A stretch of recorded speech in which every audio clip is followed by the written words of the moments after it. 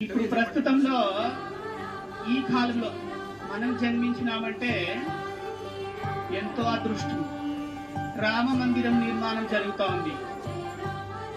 అంటే ఈ రామ మందిరం నిర్మాణం జరిగే సందర్భంలో, ఈ సమయంలో మనం జీవిస్తా ఉన్నాము. పూర్వకాలంలో రాముడిని చూసిన వాళ్ళు ఉన్నారు, స్వయంగా ఆ రాజ్యంలో ఉన్న వాళ్ళంతా చూసిన వాళ్ళు ఉన్నారు. శ్రీరామచంద్రుని సేవించుకున్న వాళ్ళు ఉన్నారు. కానీ ఈ జన్మలో మనము ఈ జీవితం అంతా ఇప్పుడు జన్మిస్తున్న ప్రస్తుత కాలంలో రాముడి ప్రతిష్ట అవుతుంది, మనం కళ్ళారా చూస్తా ఉన్నామంటే ప్రస్తుతం జీవిస్తున్న వాళ్ళంతా అదృష్టవంతులే. అందుకోసం అందరూ రామ మంత్రము ఆ ప్రతిష్ట అయ్యే వరకు రామ మంత్రాన్ని జపించండి.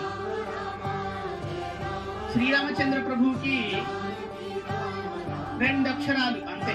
మనం చెప్పుకోవాలంటే ప్రతి ఒక్కరికి విద్య ఉన్న వాళ్ళకైనా, విద్య లేని వారికైనా, చదువుకున్న వాళ్ళు, చదువుకోలేని వాళ్ళు కూడా చెప్పేంత సులువైన నామము రామ. అంటే 2 అక్షరాలు. రామ అనే శబ్దము మహత్వము, మహిమ తెలిస్తే అది ఎవరు విడిచిపెట్టరు. అందుకోసము భక్త సులభుడు శ్రీరామచంద్రుడు ఒక ధర్మమూర్తి. అందుకే రామో విగ్రహవాన్ ధర్మ అని చెప్తారు. ధర్మము అంటే రామచంద్రుని చూపిస్తారు. శ్రీరామచంద్రుడు సీతమ్మతో ఏ విధంగా ఉన్నారు,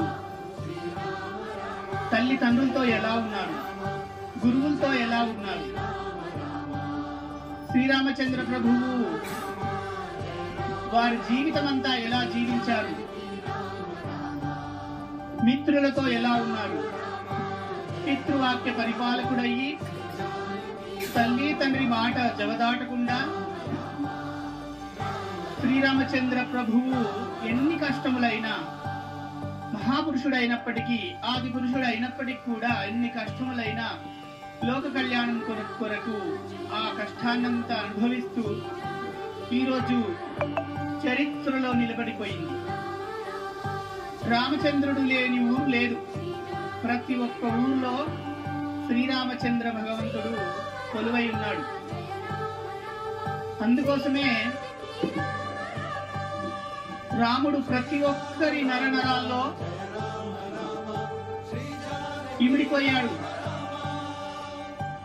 ఈ భారతదేశంలో ఉన్న వాళ్ళందరూ రాముడి నుంచి మనం బంధాలు తెంచుకోవాలనుకున్నా తెంచుకోలేము.